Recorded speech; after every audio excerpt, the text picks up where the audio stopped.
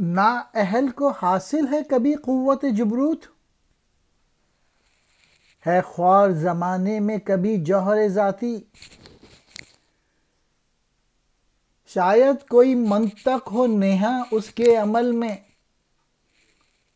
تقدیر نہیں تابع منطق نظر آتی۔ مین میسج یہ ہے کہ کبھی کبھار آپ دیکھتے ہیں کہ نااہل لوگ جو ہیں وہ لوگوں پہ حکم چلاتے پھر رہے ہوتے ہیں، اور پاکستان میں خاص طور پہ آپ دیکھیں گے کہ جن میں اہلیت نہیں ہوتی وہ گورنمنٹ کی ٹاپ پوزیشن پہ موجود ہیں، سرکار کی بھی،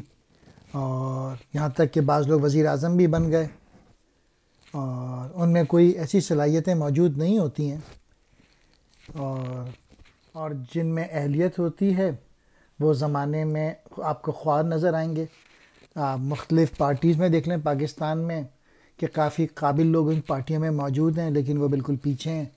اور جو نااہل لوگ ہیں جن کے بچے ہیں وہ پارٹی کو لیڈ کر رہے ہیں۔ اس شعر سے یہ بات سمجھ میں آ سکتی ہے۔ علامہ اقبال کہہ رہے ہیں کہ نااہل کے کامیاب ہونے پہ اور اہل کے ناکام ہونے کے پیچھے شاید کوئی علم ہو، کوئی منطق ہو، کوئی دلیل پوشیدہ ہو، لیکن میرے خیال میں تقدیر جو ہے وہ منطق کو فالو نہیں کرتی، اس کا معاملہ کچھ اور ہی ہے۔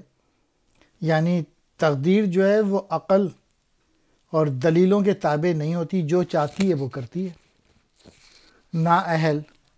جو کسی لائق نہ ہو، جبروت بڑائی، خوار ذلیل، جوہر ذاتی کسی کی ذات میں پائی جانے والی خوبیاں، منطق عقلی دلیلوں سے کسی مسئلے پہ غور کرنا، نیہا چھپا ہوا، تابع پیچھے چلنے والی